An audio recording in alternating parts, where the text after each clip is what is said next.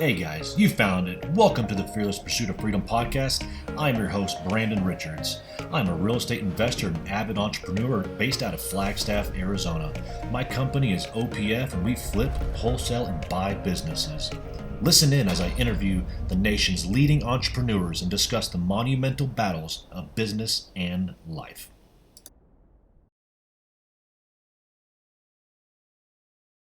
Thanks, guys. Appreciate you guys coming on yet again, like 2 weeks in a row here. But man, thankful for you guys for allowing me to have the opportunity to interview you guys. Um, let's just jump back in it again. This is I have no script. I've got no questions. Although we've had this interview last time, so I've got a few talking points I want to hit on again. But Yeah. unfortunately, let's just go through it again from start to finish. It's just as a brief recap for myself is from memory, we started dang near the same time. You guys started in 2014, and I believe I started in 2015. But yeah, just let's get back into it. Yeah. Well, again, thanks for having us. I guess Yeah. technical difficulties on that last recording, but we're blessed to be back on again, and hopefully we can provide some value to your audience. But yeah, so where should we start? Where do you want to begin? Well, I think a lot of people gain value in knowing that we're just everyday dudes. You guys are everyday people. We didn't come from money, and we struggled in the beginning. And I think people love hearing those types of stories, and I think it helps them get traction in their own endeavors as well. Yeah. Like when we started, I was working as a leasing agent for an apartment complex. Yeah. And he was actually just got out of the military. Mhm. So he had no idea what real estate was. He didn't even know what a mortgage was. He didn't have any idea of really what to do until he went to one of these workshops. And I believe it was which one was it that you went to? It's just one of those. Fortune Builders. That's it. That's who it was. That one sounds familiar. Yeah. I bet a lot of people have heard about him that are, either getting started or already in the business. But that's where he started. And then he kind of read a whole bunch of books and tried to self-educate and do it himself. And he had his twin brother working with him at the time. And then they kind of separated after a year, right? It was like a year or two into the business. Yeah, so I got out of the military in 2014, and Alex, my twin brother, had the entrepreneurial mindset. I was always a blue collar, trade my time for money. I never had the entrepreneurial mindset. So he got me into it. We started our first company together. We did our first flip off of the MLS. Like I said, it wasn't even a deal, but we bought a house at a discount market. And but after we did a couple deals, we just realized, the partnership wasn't exactly what we needed, and so we dissolved it basically and went our separate ways. And then Candace came on board shortly after, and we founded Faithful Home Buyers KC. But we come from lower middle class. We don't come from money. We've raised every dollar doing this operation and business, and it's been tough. You know what I mean? It's been really tough trying to keep the debt in play, trying to keep good products to market that are turning on time and other quality as well too. So we learned a lot. Like I said, when we first started, We made a lot of mistakes along the way. Have learned so much. When I first started, I didn't know what a deed was or a mortgage was. I didn't know anything about real estate. But I was just fascinated by it, and I just realized this was a good vehicle to get on board because housing everybody needs housing, right? So if I could perfect that in that market, we could do something valuable there. Yeah. And solve some problems, you know what I mean? Yeah. Shortly after that, where I kind of just got my real estate license, and now I list all of our properties. And if he needs to buy a property on the MLS, I'm able to do it. So all the funds are kind of in-house, which is nice. Having a partner also be licensed, which no one has to be licensed in this business, which that's what I love about, what we do, is because anybody can do it. Yeah, that was kind of my start. Is I thought that was the avenue of entry into real estate. Is like everybody that did real estate had licenses, and I learned quickly that that wasn't the case. In the beginning, it was somewhat detrimental. In Texas, you're not allowed to pay referral fees as a licensed agent to a non-licensed person, so that was difficult. Just a small hurdle. Now that I've been in it in 9 years, it's been certainly beneficial. I mean, like you said, all of that buying and selling income is brought in-house, and that way for me also is managing the paperwork. Having somebody else that isn't part of your organization can oftentimes be quite stressful. So Yes. I found it beneficial over time. Yes. Yeah, Same. 100%, yeah. You know that So- person's really working for you. Yeah, we're right. Yeah. So from last time, we had a lot in common. I'm trying to remember. You guys started flipping, and then you guys went into rentals pretty quickly, from what I remember, right?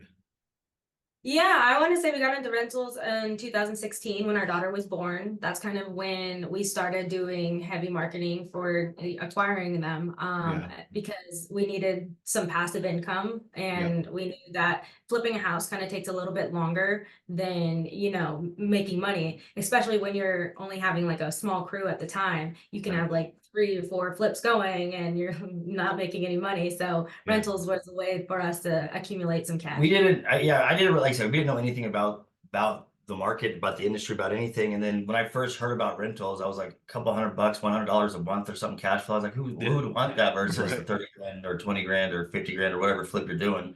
And so it didn't register. It took me a couple years to register. That's why, you know, a couple years into it, after we started flipping a couple, we started holding on to them Yeah. and then getting creative with it as well. But and that really helped us out, really adding to the portfolio that early on with the lower interest rates and everything like that. So Yeah. we were able to grow our portfolio with OPM, do the BRRRR strategy, and just keep it rolling too. Yeah, that's what I was gonna ask next, is how we're refinancing. So the burst strategy, using private money to buy it, private money to rehab it, and then refining it out and then renting it. Yeah, we kind of did things a little bit backwards because most people do like wholesaling at first, and Yeah. we didn't really get into wholesaling till Yeah. just recently. I honestly, again, I didn't even know what wholesaling was. Yeah. Yeah. Yeah. Same. He's honest with just you. sitting here reading these books. I was just thinking we had to go buy houses because like the method we were taught, it was just rehabbing houses. They didn't teach us about wholesaling, about anything. So it was just Yeah. you know, how to build a scope of work basically. Yeah. And until recently, and then I'm always trying to cut out the middleman. And then so every time these wholesalers would send me once I did learn about wholesaling and started learning, they were sending me deals, which they weren't deals at all. I'm Right, like, yeah. it's crazy. So we started talking about going direct to seller, cutting out the middleman, and that's when we started doing our own marketing. We Yeah. ramped up our marketing a lot more, and we do a lot more marketing that other investors aren't doing, like billboards. We went to movie theaters and put commercials in there. We did TV. We've Yeah. done news stations. Now we're going to get ready to do senior living, right? Hospice. Hospice. Yeah, hospice. So, But yeah, we tried a lot of R&D. Some worked, some didn't. And Yeah. you know what I mean? And some were doing, and some were still not doing. And like I said, we made a lot of money. We've lost a lot of money. We're seeing what really works for us, Yeah. for our market and everything like that. But yeah, we started wholesaling like just recently, a couple of years ago. I want to say because- about 2 years ago. Yeah, a couple of years ago is when we Yeah. actually started wholesaling, because we did flips, rentals, creative, Airbnb. wholesaling. Yeah. You know Yeah, what I've I mean? heard that recently. A good Facebook friend, haven't met him in person yet, but Nathan Brooks, been in real estate a long time. Yeah, and he's done millions of dollars and thousands of transactions, and he's just now getting the wholesaling. I think for some reason or the other, and I think the main reason is a lot of people get into wholesaling at some point in the business is because you start your own direct mail and you can cherry pick all the leads and then make money on the ones you don't. Yeah, it all depends. I mean, for us, I mean, we started doing the marketing and we didn't have any CRM, no Podio, no systems in no place. systems in place, no lead manager. So we would get the No sellers employees. calling us, and so we would get these phone calls. And you know, when I first started out, we would pay for this marketing, pay for the list, and I didn't want Yeah. the phone. I didn't want the phone to ring. These guys would call me with these questions. I'm like, I don't. Yeah, You know what I mean? Take calls in the truck. Hold on, you got a house. Yeah. And then not qualifying them correctly, and just going out to every appointment, just wasting my time, not being efficient. Yeah. You learn so much. Yeah, it wasn't until we joined Investor Fuel, the mastermind that we're in, did we start like learning how to pull a list, how to skip trace a list, how to buy one. And then like, okay, now we have the system, like how do we build a CRM and how do we hire people to work? How to treat it like a Yeah. business. How to treat Yeah. it How like to a run it like a business. business and employees and things like that. So it kind of Yeah. just kind of trickled in. Yeah. I'll come back to Investor in Fuel. But I wanted to touch on the marketing. You said you've tried a little bit of all of it. Some of them worked, some of them didn't.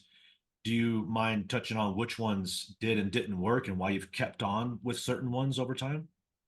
Well, what we are trying to accomplish, because we're not trying to be here today, gone tomorrow. We're trying to be a staple in the community. I'm trying to do this the rest of my life. We're big on branding. We're big on Yeah. branding. Yeah. And so we're real big on being omnipresent. And so we're trying to get our logo, get our brand out there as far as possible. And so we did try a lot of different things.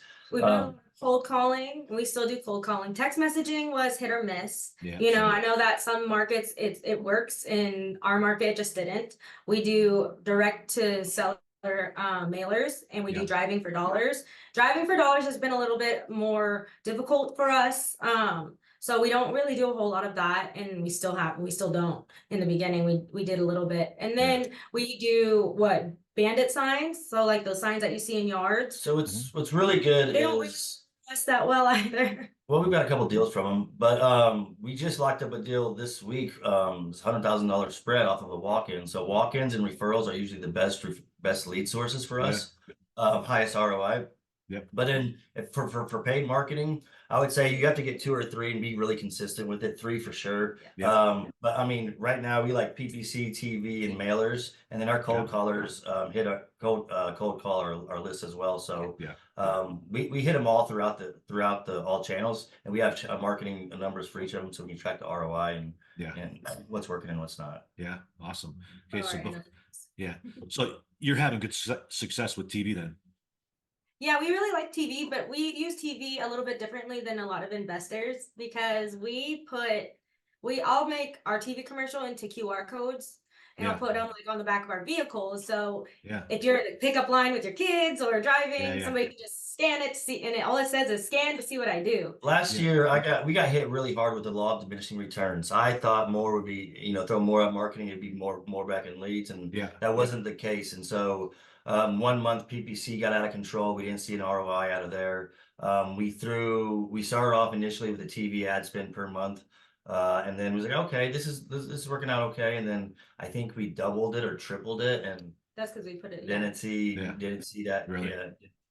Yeah. And so, and then even from there, we cut out the middleman from the TV social, went straight to the network. And worked out how to deal with them. And so we really, I mean, like I said, we really spent a lot of money on the marketing and ad spend last year, and just tried to see what's up with a lot of R&D and stuff. And some of it worked, some of it didn't work. Now we're peeling back. And this year we have a hard strategy, hard budget, and we're really sticking to it. And a lot of people have seen us either like on TV or billboards, or have heard of us through word of mouth, seen, our building, our logo, our brand is recognizable, and that's what we really want, is people to think about when selling their house, think about our logo, and not just, oh, they buy houses, like who we are. They've seen our daughter, they know that we're family owned and things like that. It's taken a while, but the seeds have been planted for the past 10 years, and people are starting to, we're starting to be recognizable. And it's like I said, I walked in yesterday off of walk-in, and like people feel comfortable with us now because they've seen our stuff all over for so long. We're credible,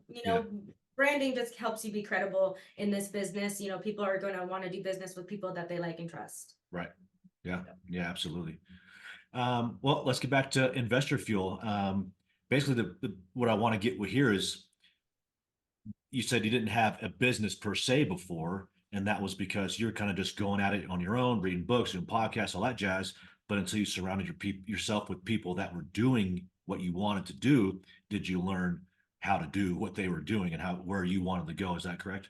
100%. Yeah, we went down to Investor Fuel first time, not really knowing what we're getting into, but we were, like I said, we were students. We're still students. We're just hungry and just want to get better. And we just went down there and saw a bunch of other different investors doing a bunch of different things, and changed our perspective on a lot of different things. And but before that, we didn't know what a KPI was. No, Brandon, and we weren't tracking any KPIs. We didn't have any. We weren't really doing any direct to seller marketing. We didn't have any CRM set up. Nope. We were doing like paper. My driving for dollars was I would have my sticky notes, and I'd write, and I'd go tape it on the deals, and I would just be just in the trenches. And abandoned houses, and we got deals. We got deals that way, but like I said, going down to Investor Fuel, being around other investors and seeing how they were doing it, I'm okay. What systems they used for like cold calling, text messaging, and things like that was really beneficial for us, because we didn't know like any of this when we got started. And then really knowing how to leverage a team and manpower, and really cover the ground. And He was really good out of the gate with raising private capital. I will say, like out of the gate, he's always just been natural and never scared to talk to anybody with money. So he had that going for him. It was just the rest of it was the business part was a struggle for us. Yeah. Putting a little organization to it, so it's just not Yes. just a circus. Yeah, I get it for sure. And that's where a lot of businesses are. Even multi-million, $10 million businesses are kind of just all over the place until they either have found somebody doing it or brought somebody in to teach them how to do it. What better way than to get in a giant room full of people doing it? 100%, 100%. And it's real humbling too, you know what I mean? And you can also see what's working for other people, what's not working for other people. And it fast tracks you Yeah, on success and really closes the gap on that failure route. And it Right. gives you like new strategies, in this business, it's always changing and you want to stay up with what everyone else is doing. So it's Yeah. always good to be surrounded by other people doing this. Sorry, I mean, starting out, I wish I would have either got a coach or a mentor or teamed up with somebody who was a couple steps ahead of me before or got an investor approval like way before, you know what I mean? Yeah. But pride and ego says, I can do this, and you know what I mean? So, Yeah. but if you put your pride and ego aside and you see somebody who's doing it and you can add value to their organization, you can learn a lot. I mean, you can close that gap of failure and save a lot of money and pain. Yeah. Yeah, I mean, be a Money deal and pain. finder. If you're just getting started, and I mean, be a deal finder for an investor that's currently doing it and have them Yeah. take you under their wing and learn from them. I mean, we both wish that we would have done that when we first got started. Yeah. That's kind of sort of how I was. I went the realtor route, then I found a broker that was wholesaling, then I found a dude that was willing to walk me through a couple of them, and then I did my first one, and then the next step was flipping. How do I flip? So then I partnered with another dude. So yeah, that's the best way to do it, I think. I think Yeah. you're right. Yeah, you get to Yeah. learn from the people that are actively doing business. I'm the type of person where I don't overanalyze anything. Someone tells me, hey, this could be done. Okay, let's do it. And I just go do it. Yeah. And then obviously you figure out your own way, but nothing's gonna be perfect the first time around, even the Yeah. second time around. You know what I mean? It's like you just figure it out. But if somebody says, hey, this is possible, and someone's doing it, and I didn't even know what this real estate investing world was. You know what I mean? Yeah. Raising Right. private money, what is that? Right? I mean, buying houses, like what is this? I didn't know what any of that Yeah. was. Right. You know what I mean? Yeah, everybody hears the flipping with no money, and sometimes that refers to wholesaling. You can flip some paper with no money, but the power of learning private money is tenfold. I mean, you can't ever really understand how powerful private money is until you've used it, and you're like, oh, now I get it. Yeah, I mean, you can do a lot more with private money. You have a lot more flexibility as an investor. You can close more deals faster. I mean, we are privately funded completely off of Yeah. OPM. So that's something that we are a little bit different than a lot of other investors because we are privately funded. We can buy multiple, more deals and more real estate creatively this way as well. It does feel good knowing you just talked to a seller, they're ready to close, they need to close as soon as possible. Everything underwrites accordingly. It's a win for all parties. And you can call one of your private lenders who's been with you for a while or just who wants to be with you, have you in your Rolodex, and say, hey, I got this opportunity. Give them the small bullet points, give them the Google Drive. Are you in or are you out? And most of the time they're in first time around. You know what I mean? Yeah. It's very rare do I have to send a second or a third text message out. Right. Or a phone call. Yeah, and I like that you said opportunity, because that was a struggle personally for me. Was I'm bothering this guy, I'm trying to take his money, or this gal, and so when I changed that mindset of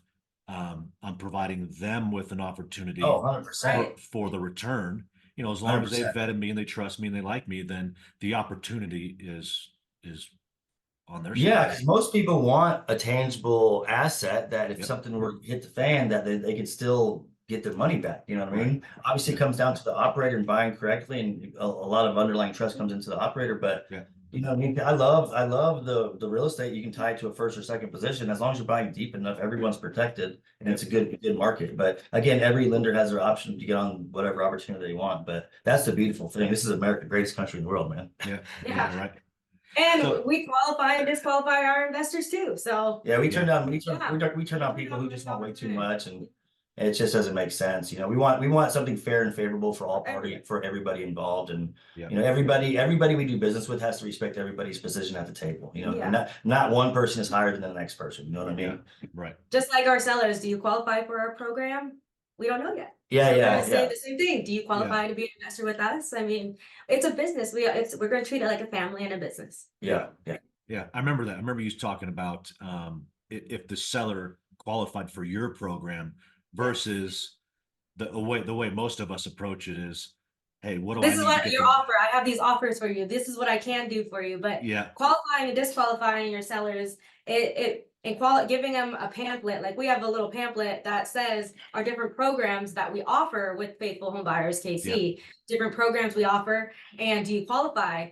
Well, if you qualify for, our cash out, cash, then we'll give them that pamphlet. If you qualify for our equity savings program, we'll give them that pamphlet, and educating all of our sellers as well. People like something tangible, to reflect back on and to be like, you know what, I have this brochure they left me. Now I understand the process of what they're going to do with my property. Also helps them understand that we're not here just to take their house. Like we do care about everyone we do business with. We let them know, we let everybody know we are investor buyers. We educate them know the difference between an investor buyer and a retail buyer, and the difference between us, and then what differentiates us from other investor buyers in the market, and how we can help them. And sometimes we're not a good fit, and sometimes another investor buyer may be a better fit. But the goal is to get them across the finish line. Hopefully it's with us, but if not, right. hopefully, because our customer is going to be in distress in some way, shape, or form, whether them personally or the unit itself. So I mean, they could be facing a distress in their personal life where probate, somebody died, they got fired, house fire, eviction, tired landlord, what have you, right? Right. So yeah, I like that. When you've determined that it doesn't work, it just doesn't work. It might be the other investor's opportunity. There's a lot. I bring it up because there's a lot of people being taught right now to tie up properties, file a memorandum, and then wait for the next investor to roll along and have to buy their memorandum out. And that's how I operate. I don't, if the seller doesn't like me, doesn't like my offer, no big deal. Wipe our hands and on to the next. Why bother trying to pursue something or someone that isn't on the same page as you? It just doesn't make any sense.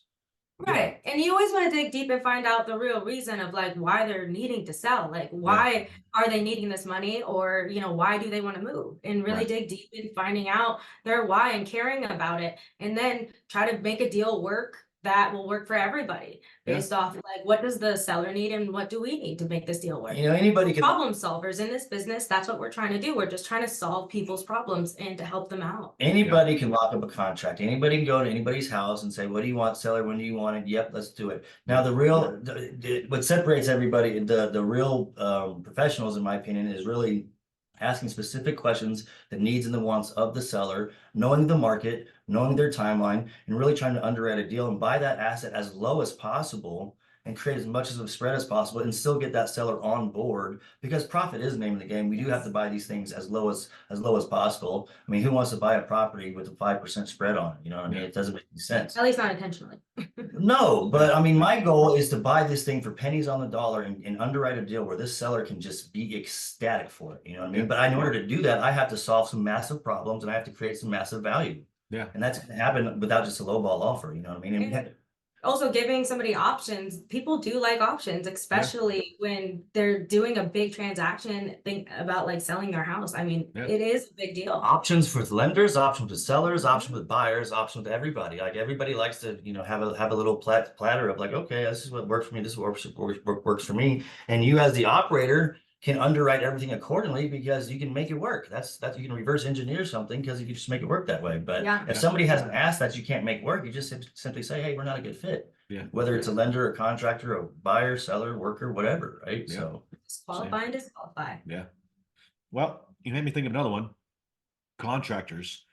I've had a little bit of struggle with it. I've been blessed in the sense that I've never been stolen from. I've had some people take longer and cost a little more than I anticipated, but nobody's ever walked off with my money. In your experience, because it sounds like you've got things pretty dialed in, and I assume there's some struggle in the beginning. What did that look like over time? Did something transition, or you just found the right person?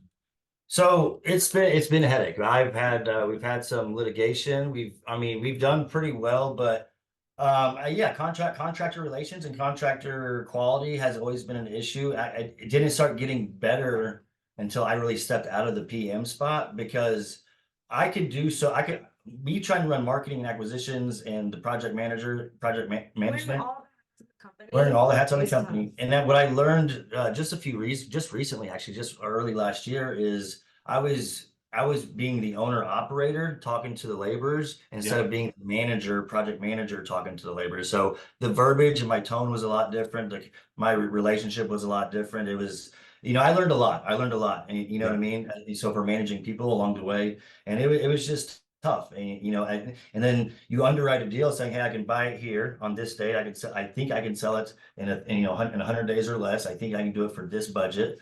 And you work with a couple guys out there, and you have to build relationships, and it takes one at a time. And after a while, we were doing 4 or 5 at a time, and I was just buying heavy rehabs because I wasn't really signing anything. They're all rehabs. Yeah. And these were taking so long, and we started getting backed up. Well, what was happening was I was just slowly spreading myself apart. We were slowly getting more leads in. I wasn't doing my quality checks. I was paying out on work that really wasn't 100% complete. And eventually, the guys weren't hitting timelines. They took my kindness for weakness. I had to fire them. I eventually had to fire all my crews that I had been working with over a year and a half because, you know what I mean? It just learned a lot. Learned a lot for sure. Yeah, you said you were paying them before work that wasn't quite ready. And I assume that's for one of two things. Either you weren't able to go double check that they said it was done, and or you trusted them enough to do what they said they were going to do. Well, so you're like, hey, you got a family, I'm going to pay you. There's a thing. We have payment schedules and stuff. Now we have company, so he can also check in on them online, which is really nice. Even company came is great, but there's a thing between picture quality and actually pass inspection in-house quality. You know what I mean? Because I've learned a lesson before where I'm still training some my project managers now, and we put a product to market. I didn't go check it. Shame on me. Everything's my fault. Shame on me. But pictures look phenomenal. They look great. But our products usually sell pretty quick. And this was sitting on the market for about 3 weeks. And I was like, what's going on? And then one of our private lenders walked it, who was one of our first lender, a new lender with us. And he just wasn't too pleased. And so I stopped what I'm doing. I went out there, and it wasn't good. So I got the crews all back there. Put some more time and effort into it, and got it to where it should be. And then it was under contract the next week. But it was just my fault as being lazy, and so to speak, don't be afraid to hire people to help you run your business. Yes, but you as the owner operator have to have your checks and balances, and to at least check it before it hits a final stage product. You know what I mean? Before your final customer is going to be walking it, or your lender is going to be walking it, because that product speaks volumes of you. You know what I mean? Yeah, it represents your company, your business, and how you put things out to market. And especially when we're selling them to other people, they see our branding and they're like, oh, I'm buying a house from Faithful. And then you want your product to be a good one that they get. Especially the whole construction job site too, holding a standard to your workers, saying, hey, we're not smoking in here. I need this job site broom swept every day. Shirts on. We're not dumping anything into the HVAC. We're not dumping anything in events. I'm gonna get a porta potty. I'm just holding a standard and really holding everybody accountable, making sure our signs in the yard at all times, making sure security is there and communication is clear as well. Yeah, we have group messages for each property with each crew that we're working with, so that everyone knows what's happening on each project. Daily huddles, weekly company meetings, and we just try to keep everyone informed on everything and transparent with everyone in our company. Miscommunication can make can sink your ship big time. You know what I mean? So I'm real big on communication. Even virtual assistants are on our calls, they're on our meetings, and they are there happy and telling us about their weekends and things like that. I like that. Getting everyone involved as well is really nice. That's cool. We're a team. Everybody gets treated the same. We're a team. Everyone's an equal. Because we also have we have people that work in the Philippines for us, so we got to include everybody. On the daily huddles, you said you have the contractor ones as long as people within your office. Is that including your property management, or is that in-house? So we have in-house property managers. And they handle the daily huddles with their workers now. But when I was handling it, you reach out to whatever project you got going on, And you can make a group message or a Slack message with all the trades in there so everybody knows exactly what's happening in real time. But you know, what's going on today? Are there any questions, concerns? Do you need anything from me? Just a quick touching of the base. What's getting done? What did not get done that we talked about on our last huddle? You know, and basically anything you need from me. You know, I mean, and trying to make sure everyone's communicating and scheduled accordingly. And that way, there's no gap in between, and no one's stepping on each other's toes. If someone needs help, someone is there to help. Yeah. Well, it sounds like it's keeping everybody accountable too. If everybody knows what everybody's doing, then people in the back of their mind is like, oh, I got to stay on top of my shit. And now we're using Google Drive, which is great. Well, and then also now all the trades are, we've been working together for years now, and so all the rough ends and the finish crews, they know each other, and the project managers, they're bringing everybody together, so it's good. Yeah, our project managers have their own office here in our office, which is great. So they have their own place to work and do their paperwork. We have a front desk where, his assistant works. And then we have a Rosalind, who's in the Philippines, who is our assistant who works remotely and kind of trains and manages all the other VAs that we have in our company. So we kind of have a management system in each category of our business. Yeah, that's awesome. Well, it sounds like after a little bit of struggle for a couple of years, everything's pretty well oiled. What's your business look like moving forward? Well, we failed a lot, Brandon. Education program. Oh yeah. So going forward is we want to get liquid. So we have about 15 units on the market. We got flips. We're selling a couple of our portfolio. We're paying down debts. We're paying off some lenders.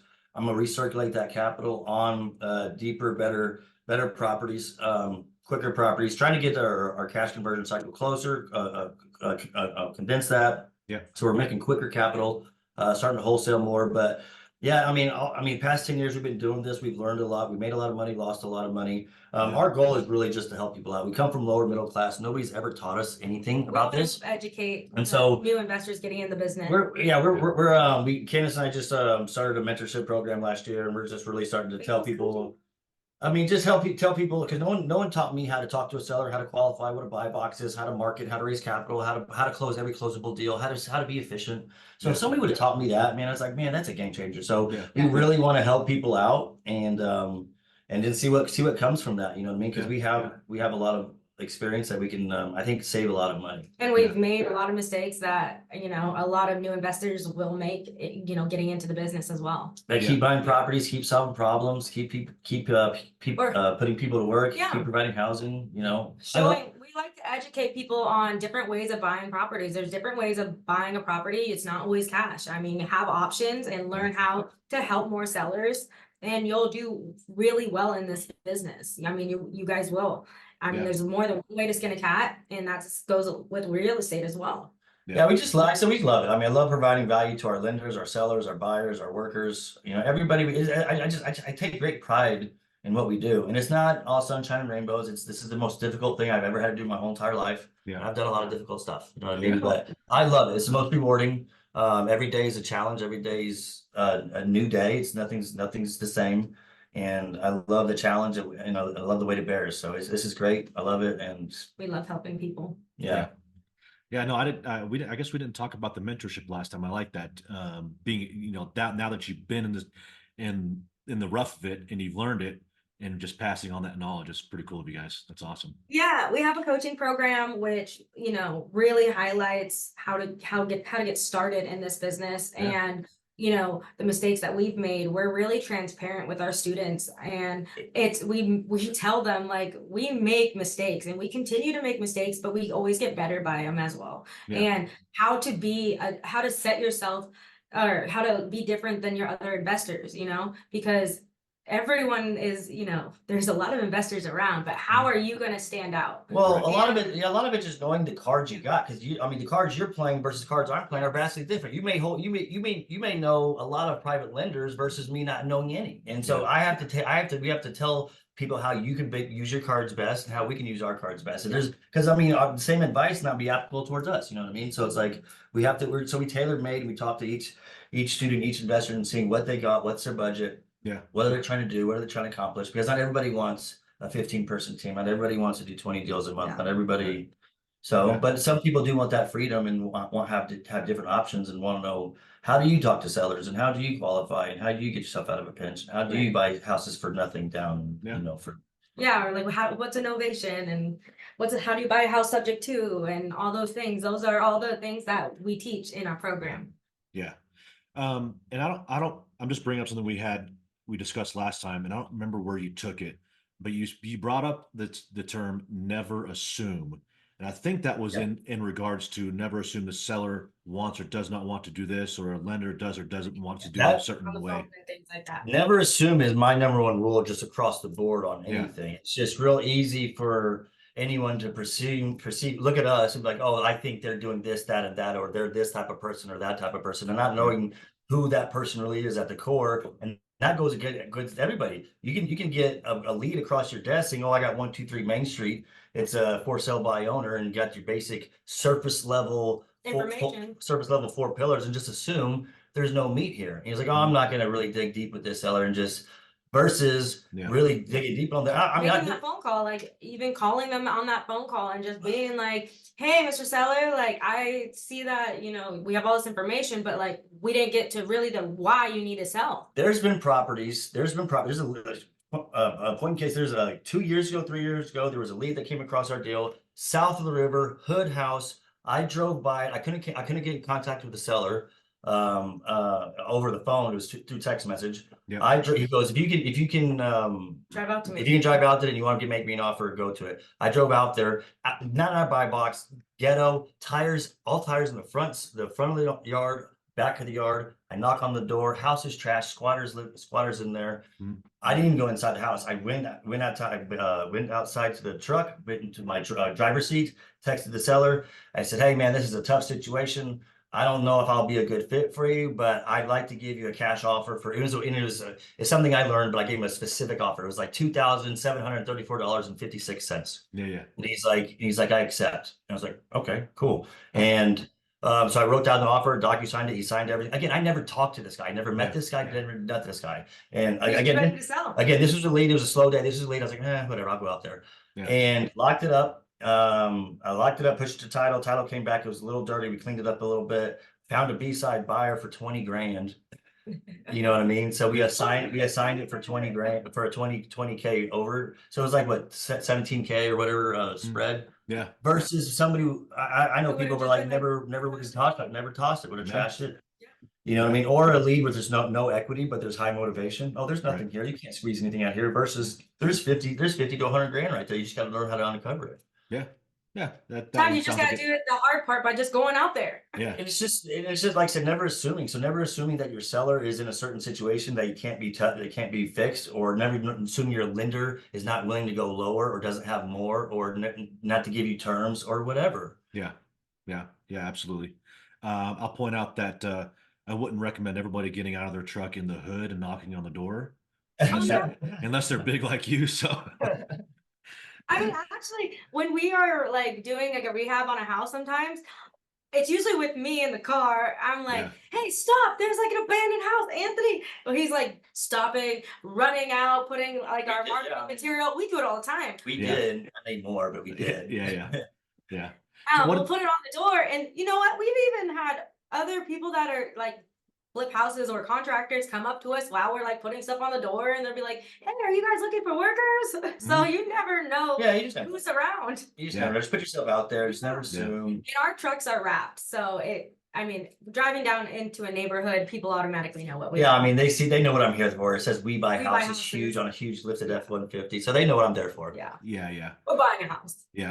Yeah, so I've never wrecked my vehicle. I've thought about it over the years, but you've seen some it goes back to branding, obviously, but you've seen some benefit from it. You can do that QR code I was talking about. Scan me to see what I do. People scan it all the time. Well, again, it goes back to what you're trying to do as an investor operator. Some people don't want to have this heavy marketing, heavy overhead, and you know what I mean? But again, we're trying to be here for decades. I'm trying to do deals forever. I'm trying to I like to have a team that everyone's making a good living, providing for their house, providing for their family, has a good work culture, you know what I mean? And really solving this because there's always going to be a distress in this market. So if we can tap into that and we can really add some value and profit from it and really get everybody on board, you know what I mean? Yeah. Because I mean, I don't know why most people don't want to talk about it, but profit's the name of the game for any business. You got to be profitable. Yes. Right. You know, so we're just really transparent with, you know, with the lenders, with the sellers, with the buyers, and like, hey man, we are an investment company. We do to make money, but we are here to solve some problems. And how can we help you out? Yeah. No, How can we best serve you? You know what I Right. mean? Yeah. No. But you know, at least we can help point them in the right direction. You know what's great is, I mean, it's not even a deal for us, but I'll give them hard money lenders, I'll give them contractors, I'll give them, hey, what do you need? Anything in Yeah. our Rolodex And to so- help them. And then Yeah. it's a really, I mean, you can see the tone change and the energy change. Like once you really try to bring a servitude attitude, Yeah. I'm trying to service you and trying to make sure you're good. Yeah. Hopefully we can do business, but it's okay if we don't. But what do you Yeah. need? They Yeah. just like feel helped. I mean, we're Yeah. in the business of helping people. Like, Yep. why not like share that with everybody, even your sellers? Like, even if another investor is walking right past you to go talk to them, you know, that seller, if they felt a connection with you, they're going to do business with you, even if the other person offered them more money, most likely. We Yeah. have that happen all the time too. Right. Well, I wouldn't say all the time, but I mean, it's just having, like I said, each seller is going to do business with who they know, like, and trust, and resonate most with. It's not necessarily the best offer all the times. Yeah. And you know, most people don't understand that there's market share. There's enough houses for everybody. And Yeah. you're going to get the houses that you work for and market for. That's what it boils down to. Yeah. Yeah. I like that. I have the same approach. I don't dig in as deep as you guys, and we discussed that last time, and that's one of my flaws. But I like that if the deal doesn't work out and you can see that there's no deal in sight, you still provide value as you can by providing context. And I like to do that as well. It's just human. But also what we like to do is, let me see if I can show you, but we write hand thank you cards. With the wax Really? seal, like back in the day. Doot, doot. Yeah. And Yeah. this says basically like, thank you for letting us walk your property. Thank you for taking the time out of your day and things like that. Yeah. And just give them, and we'll mail it to them, you know, so Yeah. they get it in a little wax sealed envelope. Yeah. And it's Yeah. pretty cool. So let me That's do like awesome. a hand thank you card, and we'll Yeah. handwrite a thank you card. Yeah. Yeah. And then we'll get a little wax seal that we got the. Dude, And where'd we're you like- get the wax seal? Because I've been waiting on That's Vistaprint, and it won't. No, They're not I ordered available. it actually on Etsy. I got it made on Etsy a few Crap! I'll years have ago. to find it. Okay. Yeah. Just, yeah, it's really cool. Yeah. And then you just get a hot glue gun, and our glue is blue to match our, you know, our branding. But yeah, it's been okay, really yeah. beneficial. Yeah. Yeah, we're real big on branding. Like I said, we give hats out to our investors, our teammates, you know, all that stuff. We You know have what I mean? shorts. We have in front of our But the more people office. who see Faithful and we buy houses, I mean, it is, I don't know, in our opinion, it just helps. it's credible. It just builds credibility, you know. Yeah. And Yeah. it's like it's anything that you see often, you're going to be like, okay, you know, I'm going to go use them because you know Yeah. I've seen them so often, even if they've had a postcard in their drawer for 5 years. You know, Yeah. you never know when they're going to need it. Right. Yeah. Yeah. And more so nowadays, people are going to look you up before they call you almost always. And if you've got a present and a brand out there, that helps with you on that call. Yeah. Yeah, and Anthony's always all over social media with his walking houses and telling what we're going to do to it, all that fun We're stuff. trying to put more content out there, trying to be more Yeah. raw with it, so people see all sides of it. Same. You know, talking with sellers, actual real conversations, and seeing how the tempo goes, how with the conversations, how I direct it, and all that stuff. But Got started, we weren't building relationships. We were treating it like we were car salesmen. Basically, we just wanted to buy every house and for the cheapest, well, you know? I mean that's the idea, right? But Yeah. I mean, we were so transactional with it, we weren't building the relationship with the We're seller. getting the deal. And so once we switched that, being more relationship and less transactional, we were closing more deals. Yeah. Yeah. Yeah. Right. And that's that goes well with your cold callers too, building relationships. yeah. Well, I mean, that's just the right thing to do, right? Just everybody's human. Everybody's going through some problems, and if you can help them solve it in a human way, even if you don't get the deal, you're helping them in some form or fashion, and it's what real should be easy. done. It's real easy, especially starting out. I mean, not knowing the value you can bring to the market, not knowing the value you can bring to the seller, and feeling uneasy, uncomfortable, and I don't know. I remember feeling that way. You know, I mean, I don't belong. What am I doing? You know, I mean, Yeah. is this offer good or whatever? It's like, Yeah.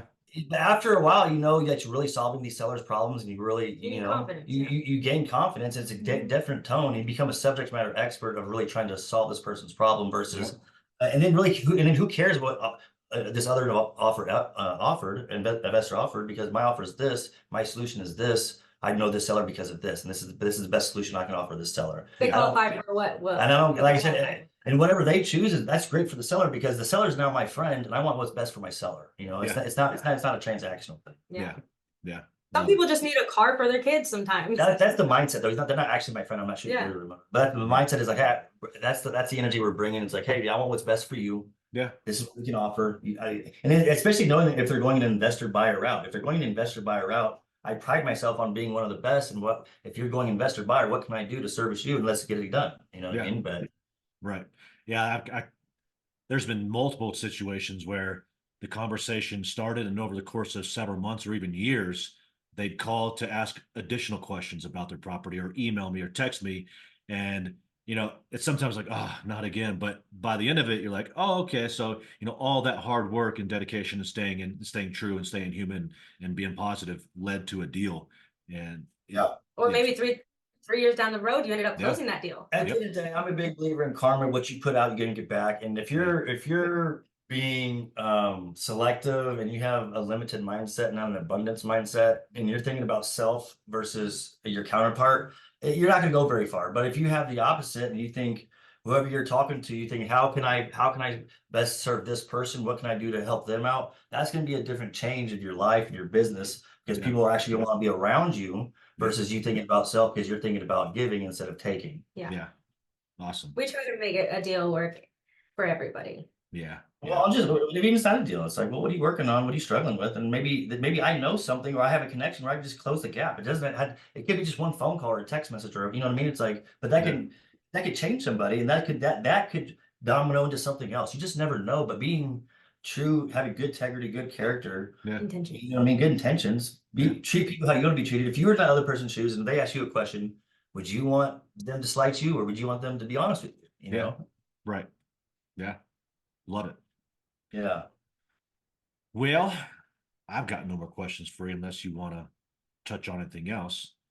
No, I mean, just like I said, thanks for having us on, man. Yeah. Nice.